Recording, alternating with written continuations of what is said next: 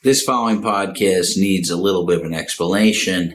I got the pleasure of finally doing a podcast with my sister, Avigail Gimpel, who is the author of HyperHealing and HyperHealing Show Me the Science, which are two awesome books on ADHD. And I was visiting Israel, and I got the chance to sit down with her and do a podcast. And as we were sitting down for the podcast, I realized that it was so beautiful outside that I wanted to do this while we were hiking the hills of Judea. So in this following podcast, you're going to see my sister and I hiking for the next hour or so. And we did the podcast while we're hiking. And I apologize for the background noise, as well as me huffing and puffing up and down mountains, which is really woke me up to the fact that I need to get in shape. Abigail obviously is in super great shape, and she just didn't huff and puff once. But I do apologize for that. But I don't apologize for the conversation because it was wonderful and such an awesome conversation I had. And I hope you enjoy it as much as I did. 1, 2, 3. Hello and welcome to the Brainstorm Podcast. And now, your host, Sonny Perlman.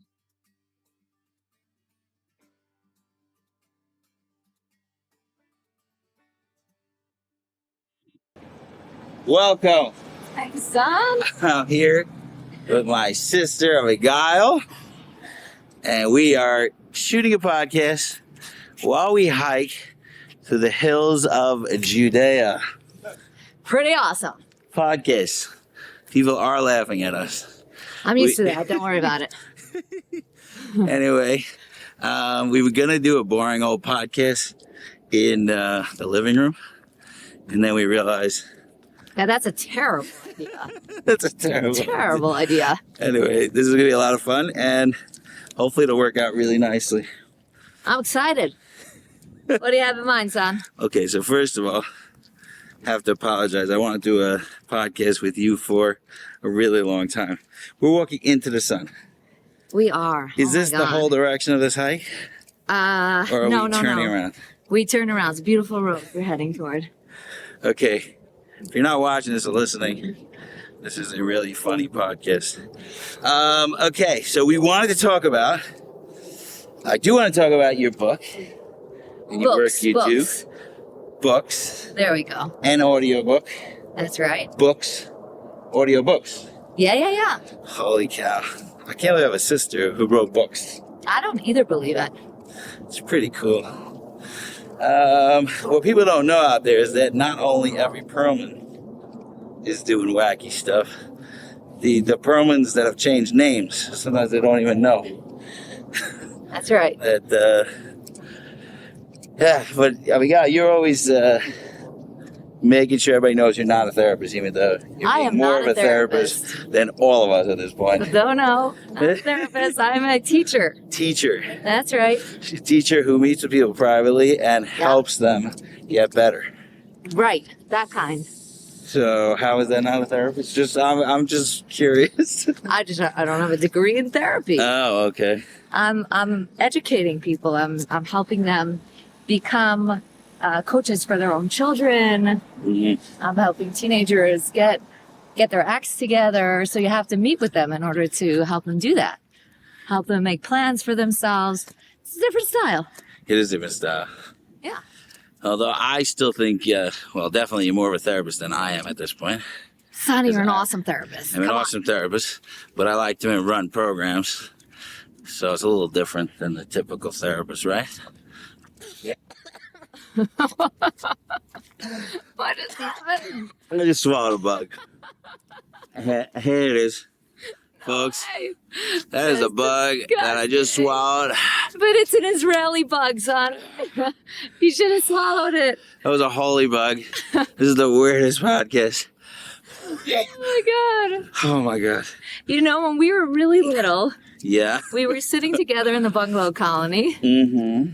and a gnat flew into my ear and stung me. What? Yeah, I didn't know gnats sting, but it stung me in the ear. Do you not remember this? I didn't even know gnats fly. Oh, no, I was thinking of ticks. Okay, gnats. They for sure fly. For sure fly. Gnats don't sting. And it stung me right in the ear. What? Yeah. True story. Huh. I have a bug story in the bungalow colony. I bet I remember it. What was it? Yeah? Yeah. Someone told me this. I don't remember it. I'll tell you if it's true. But apparently, one of our parents did something I was very angry about. I got in trouble or something. That's already true. That part is. I can verify that part. That was generally happening always. Yeah. But apparently I got really angry. And you remember Mom used to always say, close the door, the bug's gonna get in. Anyway, so somebody told me, I do not think that person was part of the family. It was just someone watching. So that I came into the house and I opened the screen. Can I tell you the end of the story? Okay, you remember this? Yes. You were there? I was there. I don't remember the story. Okay. You did the most amazing thing. You went in, you opened the screen door, and you said, come on in, flies. Promise it's a true story. And I'll have you know something else. You don't even know the end of the story. There's more to the story? Well, there's more of the story in my life. Okay. Because I use that story as an example in my lectures all the time of why we're not supposed to judge kids by their behavior, but rather we have to find out why they're behaving that way. And I said, like, had anyone stopped and asked Sonny, God, why are you so upset? Then you would have said something extremely logical, like, I've been wrong. No one listened to me. No one heard me. And I was trying to let people know that they have to listen to me. And I use that story all the time because it's like, it's so great. That's amazing. Right? Yeah. I did not know. Okay. Yeah. True story. I was sitting I right do not there. remember this story. I was sitting right there at the table. I must have been like 6. Oh my God. Yeah. I have another terrible story. Oh, no. Which this one, Mommy definitely doesn't like. But it was later on in my life. So this one I remember. And I asked Mommy if we could go ice skating, right? Okay. And I was, I think, 14, making a lot of trouble. And she said, it snowed like a foot the day before. She said, if I clean the whole driveway and the sidewalk, then she'll take us. Ice skating. So I was very excited, and I got out there, got to work. God, when you got on a mission, yeah, you did it. we did it. Like perfectly. I did it, yes. Oh, yeah. And then cleaned the whole driveway. And on the way to the ice skating, me and Mommy got into a fight. That happened occasionally. Anyway, it was on, she said, I'm going back to school on Monday. And I was like, nah, I'm not going to school or something like that. It's snowing. We should have the week off. Right. I think I didn't want to go back to school at all. But anyway.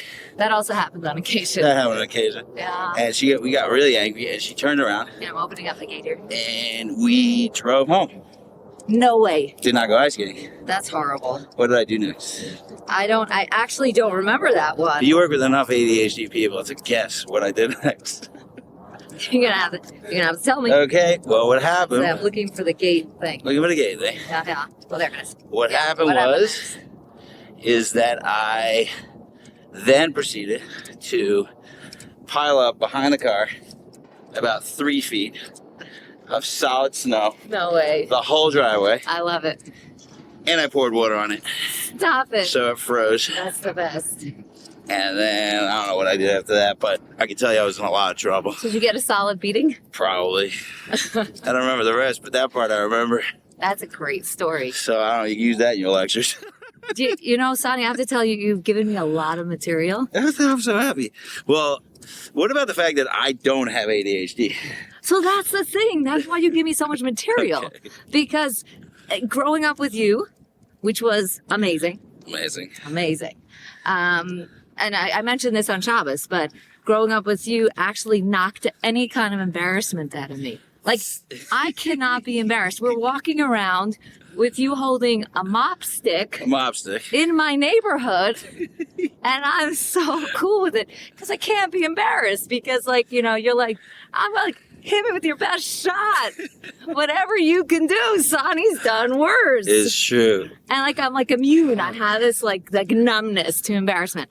Anyway, my point about ADHD is that I meet with hundreds of kids and their families. Right. And every single time when the parents tell me, well, the kid's got ADHD, I try to dig back and ask, what are the symptoms and why does that child have the symptoms? And I learned how to do that from being your sister because you don't have ADHD. But here's the thing. Everybody thinks I do. Had ADHD been in, well, it's a good thing I'm the professional. Had ADHD been in style back when we were younger, Yeah. you would have been diagnosed. Yeah. Without a question. And it's very clear to me and you that you don't have ADHD. You're a person who could follow through. You're organized. You're consistent. You run huge programs. You're highly successful at what you do. You don't have. I thought you're required to have ADHD to do that. Well, I'm saying you don't have those classic, like, all over the place and forgetting things and losing things and all that. That's true. So the point is that as an adult, we're not seeing those classic ADHD things, and it's not because you grew out of it, because you were always that way, but what people would have seen that might have gotten you diagnosed with ADHD was your external behaviors. Right. But your behaviors were a combination of you being an incredibly unique, highly intelligent, different kind of thinker, Right. along with having a lot of like stress and trauma all together. Altogether. So therefore, had someone stopped and said, why is Sonny struggling? Then they might have been able to help you out. But no one asked why. No one asked. And that's why in Although my I did work, go to a bunch of therapists. therapists. Exactly. Now getting down to it. Yeah. Now we know why you're not a therapist. See now. that? Therapist But the thing is, emeritus. I always ask why. I always ask why. Right. Because if you ask that question, you will find that most people that are diagnosed with ADHD, they're struggling with something. And if we find out what they're struggling with, we actually could help them. So I have something very similar. Like people come in and they have like chronic depression and like they can't handle what they're dealing with and all that. Right. And then you say like, what's happened lately? And they're like, yeah, my spouse just died and I moved houses and my kids hate me. And I'm like, you're supposed to be depressed. Exactly. If you weren't depressed, I'd put you on something. Right. The only way you would not be depressed if you're a sociopath. And then that's a problem. So that's a similar thing. You're saying like, you gotta know the history. Yeah. And You have to know everything. What's going on here. Not just the emotional history, but also the physiological history, like how the person was born and if they're struggling from autoimmunity or other issues like that, asthma, allergies. There's so many things we have to look at. But trauma, stress, anxiety, failure in school, all that stuff has to be looked at. Are they getting any exercise? Are they addicted to their screens? Right. All that stuff we have to look at instead of pathologizing healthy kids. Okay, I have a million questions. Go for it. I was thinking I gotta ask for like what made you write a book, but I'm gonna skip right in. Okay, you wrote a book on ADHD. What's the name of the book?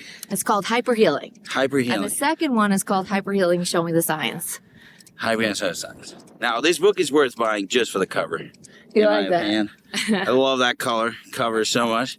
It literally reminded me of my kids. Yeah. Reminded me as a kid. And you. And your kids. Yeah. We built carts like that and flew down mountains. Flew down mountains. In the Mono It's this comic. awesome picture with this cart and kids is flying. I don't know. I love it so much because it normalizes what we're pathologizing. Right. So this is such a special cover. You're going to have to buy it to know what I'm talking about. I'll put a link in the video. Okay. But it's about ADHD. And there's a lot of really cool stuff in it. And I don't know how long this battery's going to last. So I'm going to get down to the real question. Okay. For all the niceties. Number one question that I have, because it's something I'm struggling with in my line of work as well. Mm-hmm. Could you tell us a little bit about your views on psychotropic medication? Seriously. I'm going right in. Let's go for it. Because I don't know enough, but I have been super bothered by this topic. Huh. And You know a lot more about it. And Wait 1 second. Am I allowed to ask you a question? You can ask me as many questions you want. Why, before I begin, because my second book is all about the medication, so it's a topic I love talking about. Actually, I love my second book because that's where I began all of my ADHD research. But Right. tell me what's bothering you about it. What's bothering me? Yeah. Such a good question. First of all, everybody, I hope you're looking at this awesome scenery and you're watching this on video, because I don't know what the audio quality is going to be, but man, it's gorgeous out here. Isn't that amazing? Danielle and I walk this every morning, I can't believe it. right? This is enough to make you want to move to Israel. No? No. This is the Ola Kadash's favorite word. No. Anyway. That's it. Do you need to know any other Hebrew words? That's it. No. Covered. What are you doing? Come on over here. Anyway, okay, so I mentioned this before on my podcast before, but I get people, I run the sober living. Yes. And so actually in my business, you would think people would be very careful about medication, because the whole idea is this person's using drugs or alcohol or activities to help them fix their life. Yes. Right? And it's not working. Like, that is the problem of addiction. Right. And then they go to rehabs and they come out, with pharmacies Right.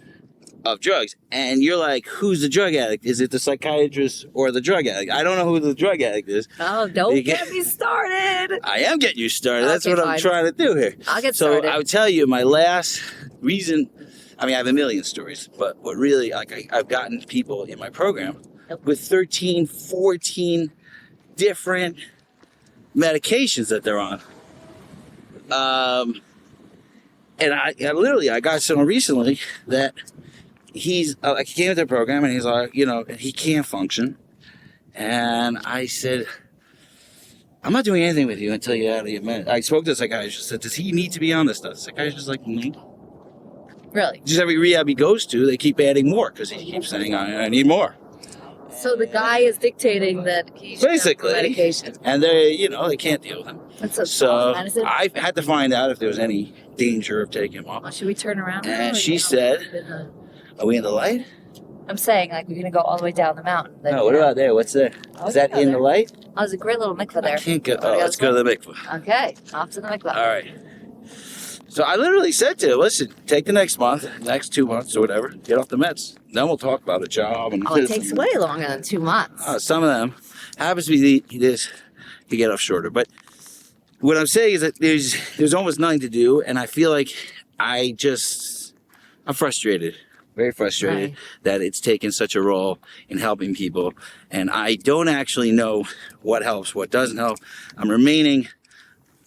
Okay, I'm asking you, because you have much stronger opinions about it and much more knowledge about it. Okay, So I'm just bothered and confused.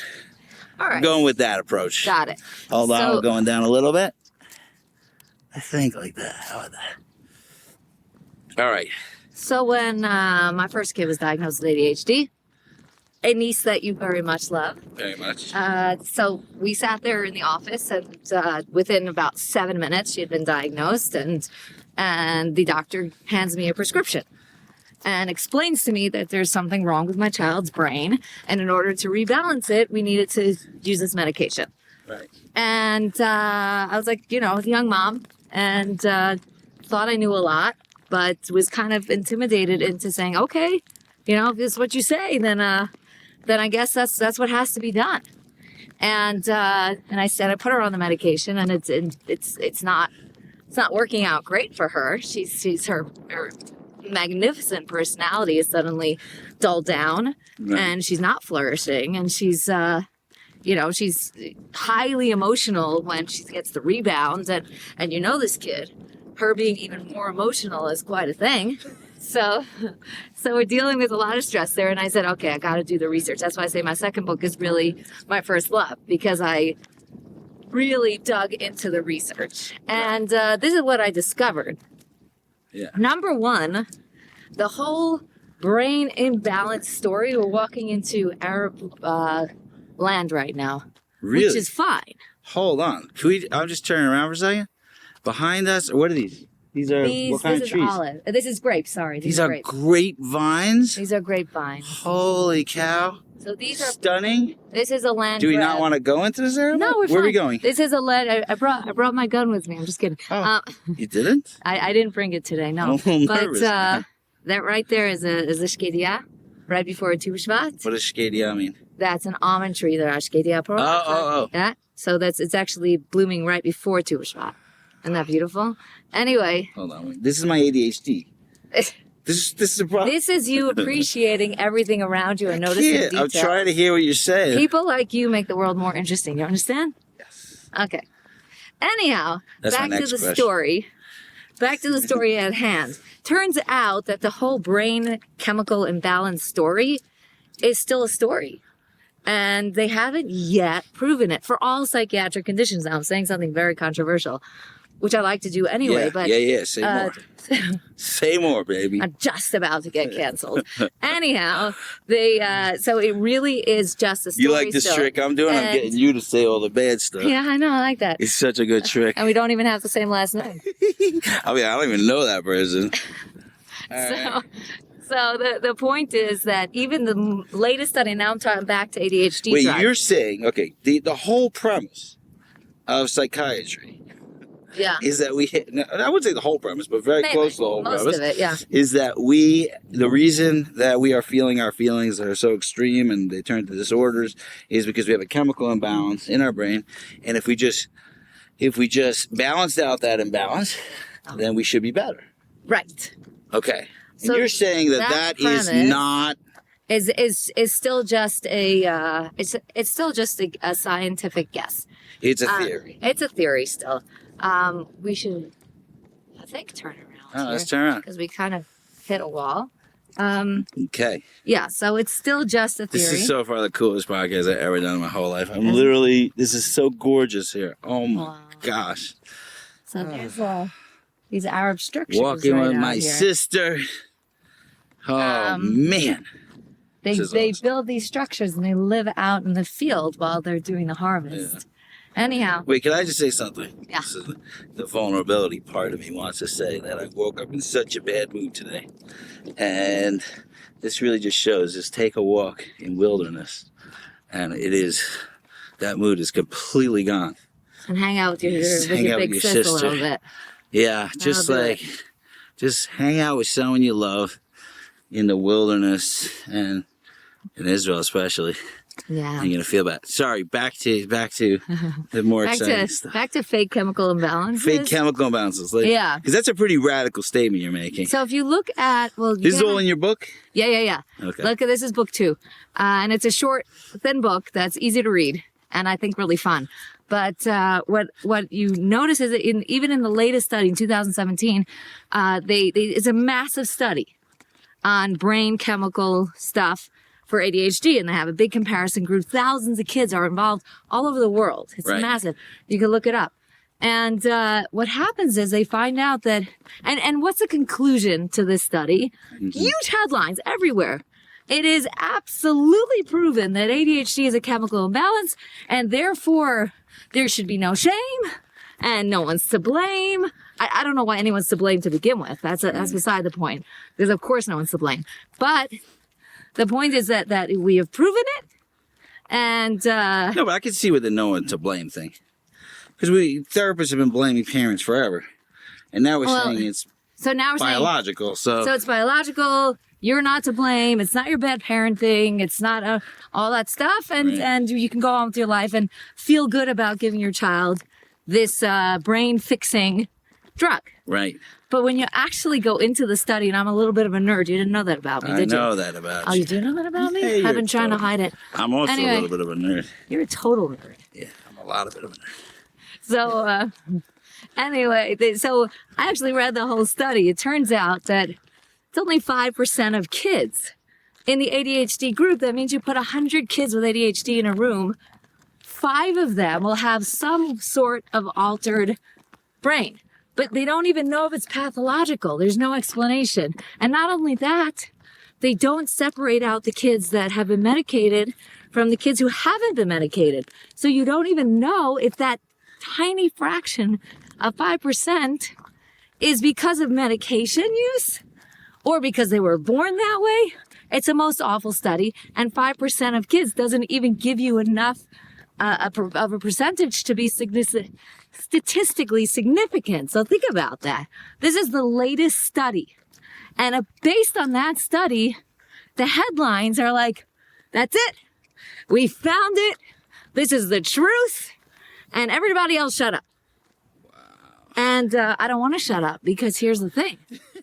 The kids are healthy, but something's going on for them. And the more we go with the brain chemical imbalance theory, the more we don't look at the kids. Right. And that's the tragedy here. Because there's something wrong. I'm not saying there's no ADHD. I'm saying ADHD is so present and prevalent, but it's because of a lot of things. And if we insist that it's because of the brain and we keep blaming the brain, we don't help the child. And you and I know that that's a tragedy. Yeah. Yeah. And there's so many people that I'm dealing with an addiction that literally they say their first drug was amphetamines. Like they were like sitting there on speed as kids, Right. Adderall and Ritalin. And so, I mean, it's affected so many people that I know. Right. Is that, but this idea that there's a problem and a drug is going to fix it is kind of a wacky idea. It's a very wacky idea. And I would just want to add to that. I'm not saying don't touch Ritalin. Right. You're saying, not? You wanted me to say that, right? No, I'm curious now. I'm like, I'll tell you. Sounds like that's exactly what you're saying. I'm saying it's a very, very powerful drug. It's a powerful tool. And besides for the fact that we still haven't proven that there's any actual need for it in terms of fixing your child's unbroken brain. Right. But besides that, now I look like a midget because I'm like, yeah, get up here. I should be down there. I'm already feeling short. I feel very tall when I'm near you. I don't know how this I'm like happened. a regular height person. I was much taller than you once. Very, very short period of time. I was like imposing and tall. I don't remember that ever. I could like boss you around and tell you what to do. You bossed me around, but I don't know I did boss you around. Anyhow, the point is that there is no broken brain, and it's not fixing anything. And in addition, studies prove over and over again that the longer kids are on these drugs, it actually breaks their brain. It actually causes a dependency. And that's why the people you meet who have been on amphetamines and now suddenly they need something to balance their brain, which is now chemically imbalanced. That's crazy. That we might be harming kids' brains. Right. Not might be. So why would we use Ritalin? So why would we use it? So I do think that it could be good as an acute treatment. That means a child is getting massive, terrible feedback from everywhere. He's bleeding essentially. Like a kid falls down off the bicycle and is bleeding everywhere. Right. So you're going to put bandages and Band-Aids and all the first aid stuff. And then you want to go over here. It's really nice. Wait, before we go there, hold on. Just want to show everybody what's going on back there. Stunning. Unbelievable. Okay, let's go there. Okay. So you want to use any kind of first aid that you have available to you. But it's first aid. Where we went off the rails, we went off the rails in psychiatry in a couple of places. Number one was the whole premise of the brain chemical imbalance. But number two is a reliance on the medication to fix a person. That's absurd. Right. Because it wasn't a lack of amphetamine in their brain that caused the problem to begin with. But sometimes when a person is struggling so much and they're bleeding everywhere, we have to use first aid. Right. And the best way I've heard it explained that I really liked was that medication was never made to fix people in terms of psychotropic medication, but it was made to get them to stabilize them, that they're not bleeding out, like you're saying. Do you want to sit down on the swing? Swing? Yeah. Okay. We don't have to? No, we have to see the color. I wanted to actually show you something super cool. Actually, that relates to ADHD. All right, where am I swing now? Okay. You fall? No, I'm still here. That was a tiny bit scary. This swing's been sitting out here for a long time. It's not so stable. It's not so stable. A bunch of Israeli kids dragged it down here. Anyway, so as first aid, I would say, when a kid is really, really struggling, you want to have that option to give them something right now that could calm things down. Right. But don't use it as a treatment, because if you use a bandage as a treatment, then your child's body gets infected. Right. And that's what happens to these kids. They get infected. So you're going to give that kid the drug and think that's the treatment and rely on that as your treatment. You're doing harm. And this child's calling out for help. And in addition, you could think about a kid who's, God forbid, been molested, abused in some way. Right. The only way for them to communicate with people, with the world, is through their behavior. They don't have the words to say what's going on for them. Right. They could only act out. And now you're shutting them down and saying, bad behavior. Right. You need to just fix that behavior. That's their only language. This was So- me in the screen door. Yeah. Me in the screen door. I That's was you in trying the to screen say door. something. You were trying to tell people, I'm struggling. Yeah. And then it was like, bad behavior. Go to your room. Okay, so now, first of all, I loved your book, and I'm a little tiny bit biased, but it actually was an awesome book. Your name's in there. There you go. There you go. That's one of the reasons I love the book. What I loved about it is you talking directly to parents, as far as I could, like there was obviously a professional aspect to it as well, but you had a way of, like, if a parent was dealing with this, I call it a crisis on some level. It sure is. Until you start dealing with it. Oh, it's a major struggle. Your kid's not doing well. What's more important to us in life than our kids succeeding and Right. being happy? It's a crisis. Sure. Right. So what I loved about it is that immediately you take this crisis and you normalize it like crazy. I mean, that's what it feels like in your book. It's like, Yeah. and the level of empowerment that you give to parents, like, you're it, go for it. Yeah. That is such a powerful idea. It's such a powerful idea. And when I read your book, it's like amazing because there's so much crossover. I don't know where we got all these ideas, but there's so much crossover in the There work is. that I do with addiction. Yeah. It's true. Seems like we grew up together. Oh my God. So- You grew up a little before me. I think, what am I? How much older am I? 4 years. 4 years? 4 years. Yeah, we always That's graduated together. That's Well, right. I didn't graduate, but I was, Whatever. when you were graduating, I was supposed to be graduating. I actually graduated. That's right. That's right. I might have been the first one in our family. Yeah, I think you. We all had to play some catch up.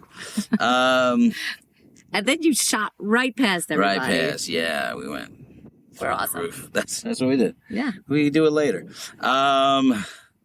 Okay, but so I was getting to a point. Sorry. No, I'm not getting to a That's point. my Actually, ADHD. I'm giving you a compliment. Maybe this is not a question. I'll ask you another question. Okay. But the compliment is that so many times I read these books and it's like, okay, who's this for? It's for professionals. Like, great. So like now I have this, it's almost like the Wizard of Oz. Like there's an answer at the end of the road if we just find the right person who's going to tell me. I call it Mashiachitis. Somebody is Mashiach. Somebody knows all the answers. I'm going to find that person. And people call me and they're like, I have all the answers. And I want to yell. I'm like, what do you mean all the answers? You're the parent. There's literally nobody more powerful than you in this situation. That's right. And I am a fleeting fly in the life of this kid. It could be a year or 2 years. You will be there till this kid is 7 years old. And they'll take care of you at the end. I mean, you are the most important person. And you have it so, you rarely see that in a book about a disorder or whatever. Are we calling it a disorder? I don't know. That's what it is called. I don't call it disorder. Okay. I call it a conflict between a healthy child and their environment. Without blaming the environment. Something's not working between the child and the environment. We are our kids' environment. Right. That doesn't mean we're abusing our kids or neglecting our kids. It means that if we could understand the child and understand the conflict, then we're the only ones who could really straighten that out. Right. And you explain this all in your book, so it's really cool. But I will ask you, besides for buying the book, which hopefully everybody will.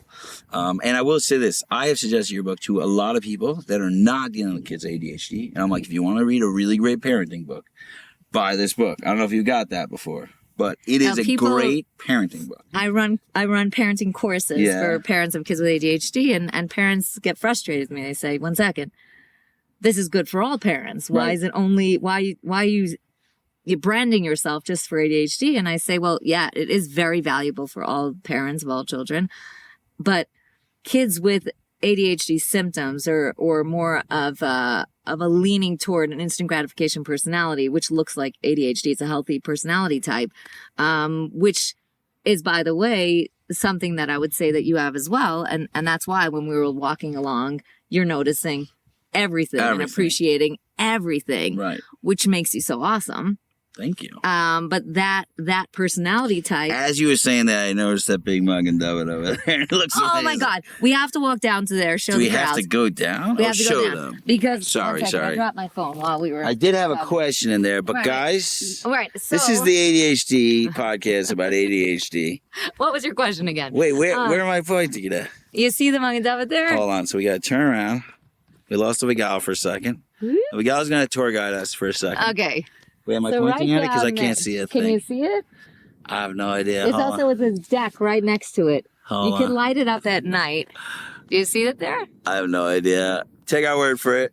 There is a mug and David down there. Yeah, tell me. So let me tell you about that. Mhm. Right next to that, there's a swimming pool. What? There, yeah. There's a swimming pool there.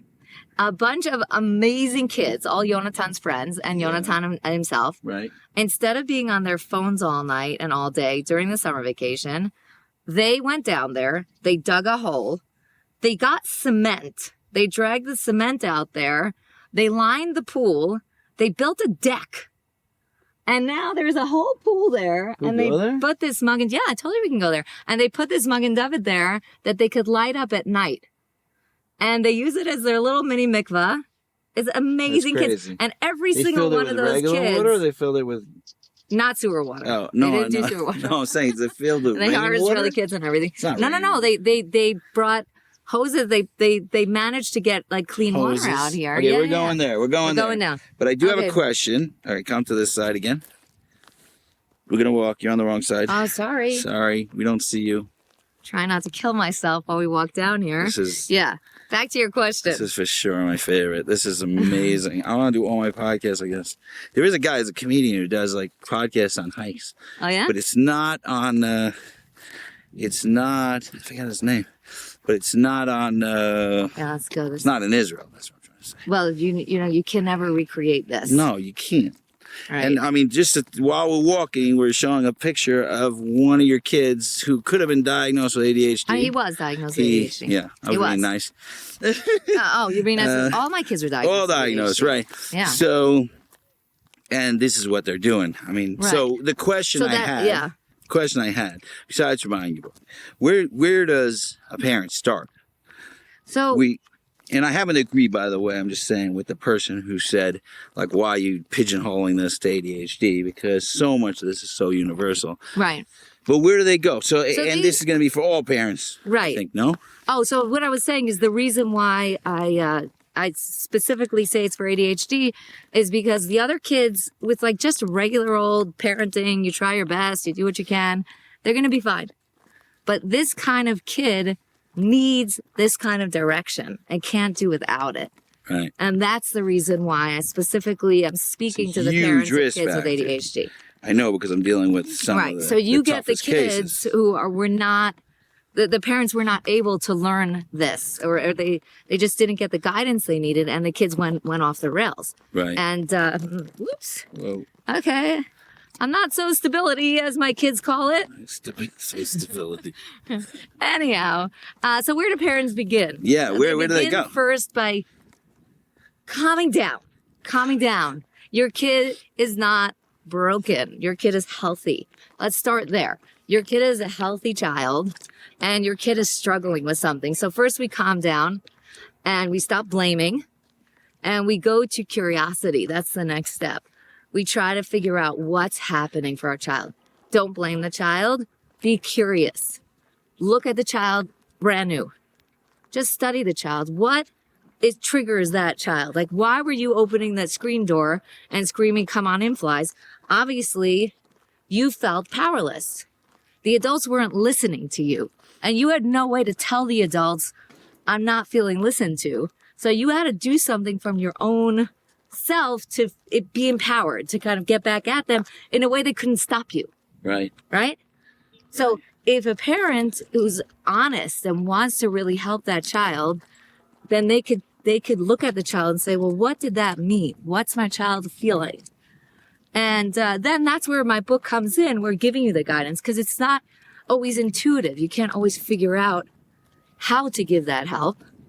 Right. But if you are at a stage of stopping to blame, of knowing your child is a healthy gift, and then getting to curiosity, then I could hold your hand and guide you from there. Here we There's are. so much hope in that. Hold on. Before We're at we the show pool. you guys this awesome pool, which I'm going to turn this camera around to show you this pool. But the hope that what our kids are doing is not crazy. Yeah. And that it makes sense. And if we can make sense of it, we can figure out what to do. And the power's in the parents. It's just, I wish I could do that so beautifully like you with addiction. Like the amount parents could do to help their addicted kids is Well, let me wild. ask one more thing. It's a lot of times what blocks us the most as parents is shame. Yeah. Like we were in shul yesterday because his niece, my daughter, just got married 2 days ago. It Was awesome. amazing. It's crazy. So one of my kids came into shul for the candy throwing and all that because that's a Sephardi minhag, and we just went with it. Like after the wedding, Right. and she walked into shul barefoot. That's And true. I you walked noticed with that. her. Thank you. I was like, very why much. don't you put on some shoes? Oh, you actually did suggest it because I was just about to blame She you. said, I don't like shoes. and I Right, was like- she did say. I'm a little bit of a hypocrite because I walked around for 2 years without shoes. So I was like, all right. Yeah. Anyway, so Not my kid. so here's the thing. I had a choice there. She walked Right. into shul, and I suggested to her that maybe she should wear shoes, and she said no. And then I could have gone with shame. Oh my God, all my friends are here.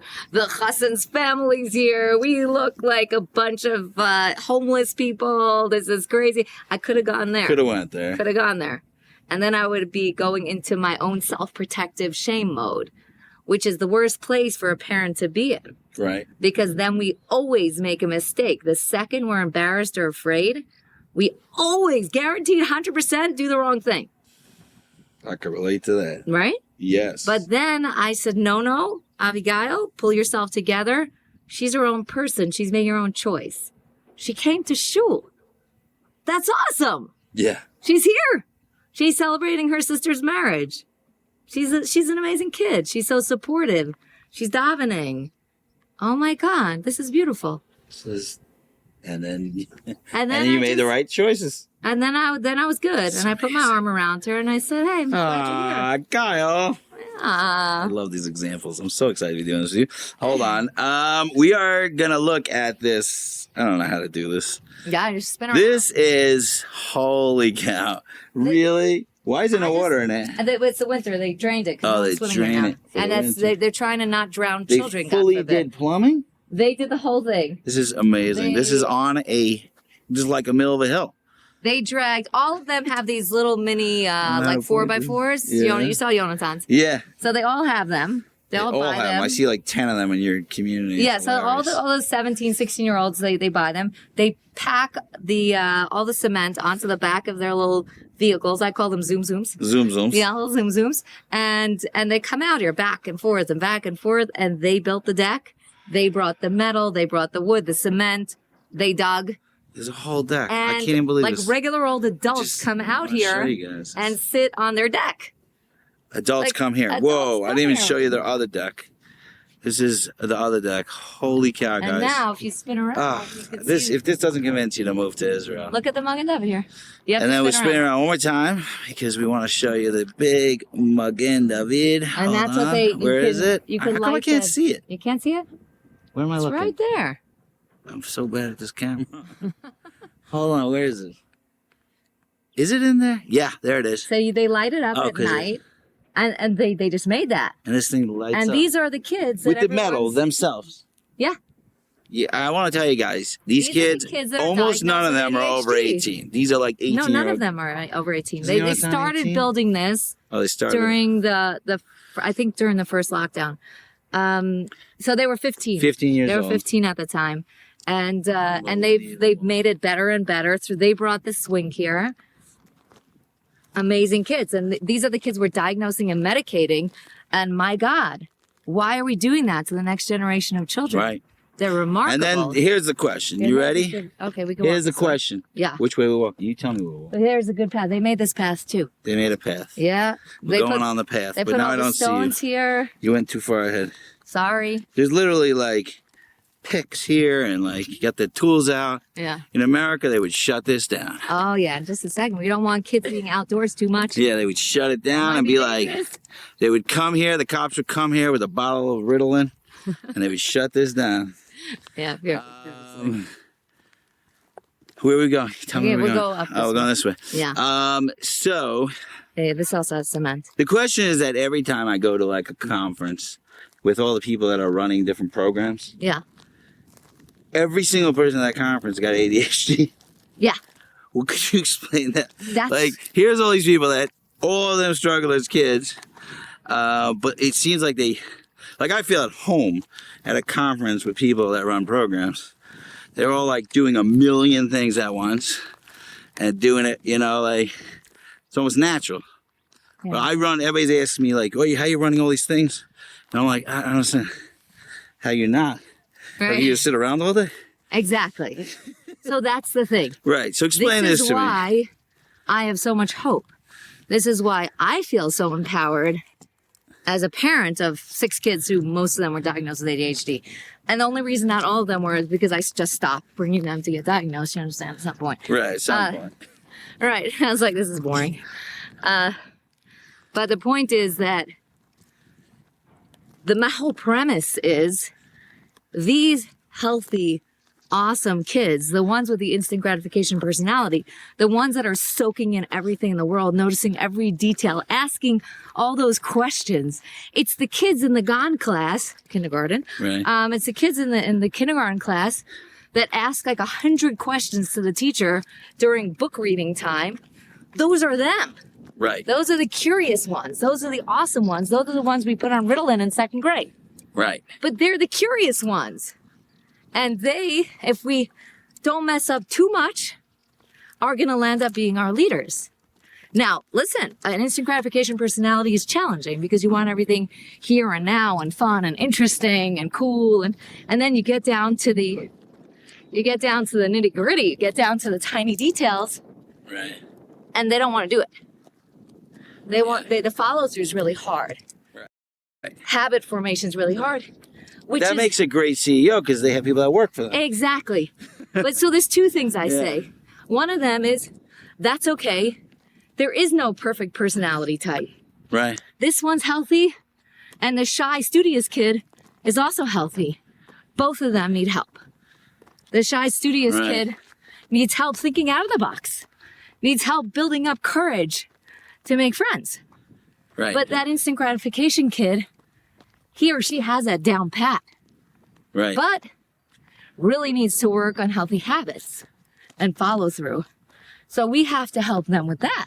Right. And if we see that child as a healthy child who needs guidance just like any child, then we could find the set of guidance they need. And that's what I work on. So that's why they're the CEOs, because they were always supposed to be the CEOs, because they are the ones that notice everything and take everything in and engage with everything. Right. So they come up with the best ideas. I love hanging out with ADHD people. It's amazing. I know it's a lot of times, and I definitely would have been diagnosed. But Oh, you had no because- chance. I had no chance. I might have been diagnosed too, by the way. It's true. Yeah. But sometimes, like, it's an interesting thing I was saying at the Shabbat. Oh, you spoke so well. Thank you. Oh my God. You know what he said? He says, here's my hot smoking wife. And by the way, Yes. it didn't embarrass me. Didn't even embarrass her. Totally didn't And embarrass I me. tried. Didn't do it. And I tried. It didn't work. And she's a hot smoking wife. She is my smoking hot wife. Oh yeah. Okay, you guys stand up. Are you gonna let me go Otherwise, on the you're road? invisible. You're invisible if you don't stand up. Got it. So one of the things is that, like I was saying, that I think at the end of my life, people are going to say all the things I've done great, and they're going to miss the thing that I worked on the most, which is my marriage. Right. And I don't think anyone's gonna miss that, by the way. No, hopefully not. There's no way anyone's going to. Hopefully not. But me and Yali are planning on dying together, so she's the only one who really knows. So we're just going to have to take it to our grave. Anyway, little grave humor there. That was too much information for me, by the way. Anyway, it's not like a suicide pact. We're just going to get really old and romantically die in bed. Anyway, so, remember the Notebook? Isn't that how it happens? I think that's how it happens. Okay, that is how it happens usually. So, what I was saying is that people ask me a lot about my marriage, like how it works with, and even with the work I do with like addicts and stuff. And I realized that there's a piece that I have, and I think it's from ADHD, is that it's almost impossible for me to see the details. Yeah. I see the big picture every time. Right. So when you're like, this guy's like, oh my God, he's misbehaving, and I'm thinking, well, if we did this for the next 5 years, he'll be fine. Right. And they're like, but what do we do about the fact that his bed is not made and he's not acting right? And I'm like, I don't think that matters. Right. Like, stop losing yourself in that. Right. Stop So it. there's a part of me that doesn't see it. Yeah. I can't and people, my staff is always coming in like losing it. Like, we have to do something right now. And I'm like, why? Right. Why did we, there's Warren Buffett has this line, because he thinks everybody is investing. He's a big investor, if no one knows. And he thinks everybody's investing because they have this line, don't just stand there, do something. That's the line that we say, like, do something. That's how we think. But Warren Buffett says, don't just do something, stand there. That's funny. The sentence in our house is, just be. Just be. Just be. Love it. No, because it's the answer to so many things. If you just stop and sit with it. But I think that's an ADHD thing. Yeah. That I can't, I don't have to choose to do something right now. Right. I could just be and observe and see the big picture. And then everybody else. Imagine had we medicated you out of that. Right. Just think about that. Yeah. You never tried to medicate me. I definitely think It's only because you're a little bit older than time period. Yeah, it wasn't in style quite yet. So you're slightly older. You're lucky. Right. Okay, I'm gonna look to see how much battery is left. Oh wow, we got battery left. All right. Okay, guys. I didn't want it to just shut off in the middle, That would be a weird ending. Okay. So first of all, oh man, I want to talk about more memories. Go ahead. I love the memories. You were the cutest kid on the planet. Cutest kid on the planet. You always had this like red spot on your nose. Always, always. That's true. And your nose was always running. Always running. Always running. And I sound like this when I'm a kid. Yeah. I did not breathe through my nose till I was 16. Nobody knows that. I know that. I still have a kind of a rough time, but till I was 16, I did not breathe through my nose. I remember smelling like doo-doo for the first time, for real. That's a terrible thing and I was like, I would smell things, but like very faintly. So now I understand why you never flushed the toilet. Oh my God, that's a terrible thing to say. You did. That's a lie. Didn't realize how offensive it was. She's lying. All right, I have a question, ADHD okay. question. Oh no, I want my the memories. entire childhood. Yeah. This is ADHD childhood question. Go ahead. My entire childhood, you guys were always yelling at me to be quiet. Oh my God. Like I was so sorry. loud. Is that an ADHD thing? I don't know what it is. But I have. I never knew I was loud, and apparently. No, I think what was happening for you. Yeah. First of all, you were so loud. Like there was like no way for anyone else to talk in the room when you were there. Right. And I have one kid just like that. Okay. Where like he and the bride, he would be in the car, and when you're all stuffed in the car, it's like it's even harder to have that really, really loud kid like you. Right.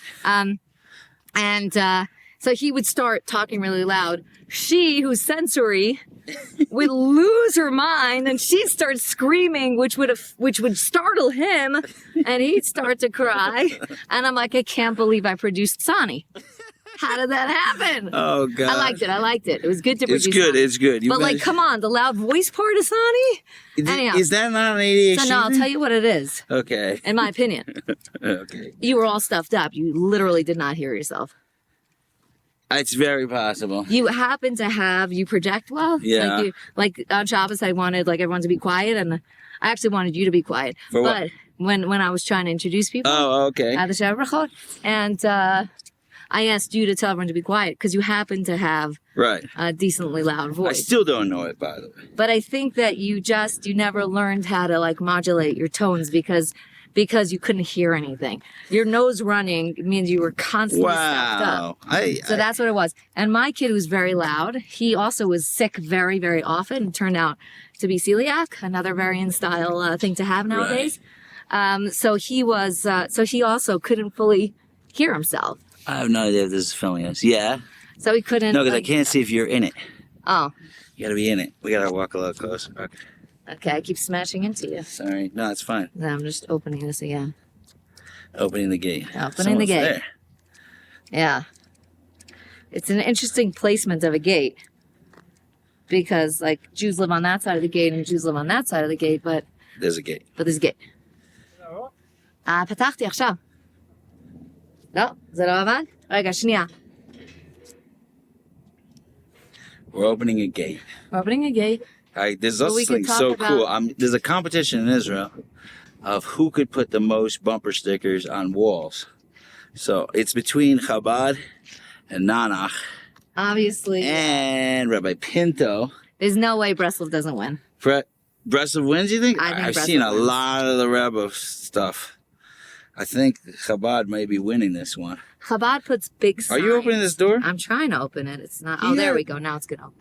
Beautiful.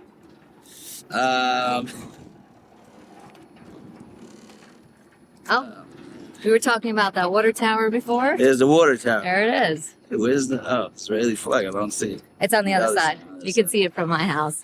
That's awesome. Okay, I can't see his camera, so hopefully you stand next to me so I you am. can. Right there. Right. So so that was one question I had about Yeah. the loud. Yeah. What else? What else do we have to resolve about your childhood Trying to in this 1 hour conversation? I'm trying to remember. No, because there was so many things. Like, first of all, I was the only one in the family who was not allowed to have soda. Is that true? Yeah, but it was like you can't have. I would get like. Apparently, if I had a half a cup of soda, I was climbing the walls. Yeah. So That makes sense. it would always like stop me from having soda. That was very hard. So, There's no question in there. but I would Just say sharing it. there, you know what? We could combine. I don't think they were wrong about it, but You were hyper. You were definitely hyper. Yeah. But I would combine the fact that your nose is running all the time Oh my and the God. soda. Because here's the thing. That's another thing we look out for with ADHD is gut health. And if a kid has a constant runny nose, yeah. that means that their gut is out of whack and we need to change their diet. I thought So it was you- allergy. So allergies is another gut health That's issue. a gut health thing? Allergies are an autoimmune response. So therefore, if your nose is constantly running, the diet needs to be shifted and your gut health needs to be adjusted. So I would say that the reason why you were responding much worse to soda is because your gut was out of whack to begin with. And by the way, gut could be knocked off from being born by C-section or by being on antibiotics a lot. So when you Or do by a stress or history, you got trauma. like a whole history? I do a whole history. Stress is trauma. Stress and trauma also will cause a lot of that. And I also had constant every winter I was on antibiotics 6-7 times for Okay. strep. And those are things that so you need to do like a deep gut healing Right. along with an emotional healing for that. So I would say that the soda would send you into orbit faster than someone else because you already had some physiological issues. Gotcha. Isn't that interesting? That is very interesting. Yeah, so I So do a it's- major that's a little intake. overwhelming to me. Yeah, because like I feel like you really got to do everything. So that's in No. your intake? So in my intake, yeah. So my intake is like 1,000 questions. I spend a long time. I really take in all the information. I really want to know the person. And I'm working with adults, with couples. That's amazing. Not as a therapist though. Wow. And No therapist. No. But part of the intake is the physiological part and how the person was born and what health that person is in. Because if you're not in good health, how can you focus and concentrate? Seriously. How can you get your thoughts together and say something intelligent when you don't feel good, That's true. right? That's true. And then we ignore that and put the kid on medication to suppress the behavior. But the kid doesn't have the capability of behaving well if they don't feel good. Right. Well, I definitely have discovered that, like, I held in my emotions a lot as a kid, and they came out in wacky ways. So, didn't really feel like I had the permission to emote. I was there and I'd agree with you. You'd agree. No permission. Well, this is while we're doing some embarrassing things about my childhood. And one more question. Come on, bring it on. One more question. I'm having Unless the I best think of time, another by one. the way. I'm so happy. This is just the best. Yeah. Now we're actually walking through your neighborhood. And it's like in the middle of January, and have you ever seen a more beautiful day? I'm wearing like a t-shirt and on my awesome. Hopefully that's picking up some sound. Which we taped onto his arm before we left. Can you look to see if we ever pressed play? Shit. Where would I see it? You didn't press It's play. too late now. Oh my God! Yeah, this is not good. I hope this works. Okay. Either way, it's a good It's a conversation. great conversation. When's the last time I got a full hour of your time? That's true. No, we got it. We got this. So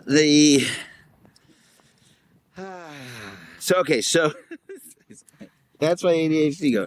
Here's the last one. Does bedwetting have to do with this at all? Cause is that part of this? Because I bedwet tell till I you. was like 40. No.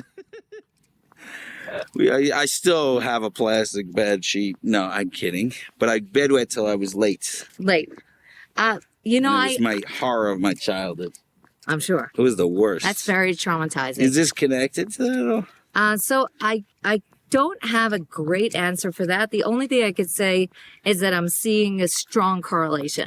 Are you? But correlation does not equal causation. No. And therefore, I'm not going to say anything besides for that. But I am seeing that every time I teach in college, and in my courses, a lot of the participants have kids with ADHD. And when I come to bedwetting, because I always mention it because I see the correlation. Right. At least 10 women will come up to me after the lecture and say, "One second, are there any good solutions? What could you help me with?" And it's a very big group of people. Right. So I do see it, and I don't know why yet. Right. But so that's it's what not keeps me curious. I'm gonna figure this okay. out. I am curious about that. Okay, that was interesting. All right. So now, when I finish my podcast, sometimes do two things. One, do you have any questions for me? Well, I already not what I asked you the You question already about that. You did. I'm always happy to ask questions. Give me another as much. question, and then I have a question. Then one last question. Hopefully, this being picked up.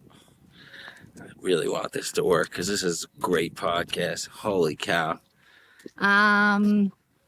Nothing's coming to mind this very moment. Okay. All right. Cool. Yeah. Give me an opportunity. Never know. The other thing is, if you could like stand on the top of like a rooftop and like yell something to the world that's just driving you crazy, like so like this is a platform, got a lot of people watching and listening. What would you like? I'm sure I didn't ask all the questions. You may have said it already, but like what would you yell from the rooftops to the people out there? What's your message? What's your frustration? What's your dream, hope? I don't know. It's got to be something. There's so many things. There's so many. Oh my God. How do we put it into one? It's a question I really should warn people I'm going to ask. No, that's okay. That's okay. I've known you a long time. I expected you to do something weird. Yeah. So I would say that the thing that's most lacking, and I would love for people to have most, and I think we would do a whole lot better in the world, is if we were curious about everything. If we stopped taking, everything as gospel. If we just accepted, this is the way it's supposed to be. This is what the doctor said. This is how I was always taught. And instead of that, we opened our mind and we asked questions. It would help. It would resolve major conflicts. We would stop assuming things about people. We would stop assuming things about our children. If we just stopped with the loud voices of the way it should be and the way it's supposed to be and just started asking questions, then we'd have just better relationships, better understanding, and be able to really be together and help each other more. You heard it first. Right here. My sister, Avigail Gimpel. Gimpel. The best ever. Oh my God. I'm dying to do this for so long. I am so happy. Dying to do this. We finally pulled it off. And this hike idea, I guess we'll have to. as crazy as it was, I yell at an Ariel for getting married. yeah. And I wanted to wish you a big mazal tov. Thank you. And I also want to stick in this for no particular reason that Yaki Levy, I love you. I wanted to feel the shout same you way. out. I wanted to see if you got to the end of the podcast. So there you go. Anyway, that had nothing to do with anything. Love you, Guile. Thank you so much. Love you too, son. Thank you for this day that I've been given. Thank you. Thank you. Thank you for this chance. Thank you for this chance to live anew.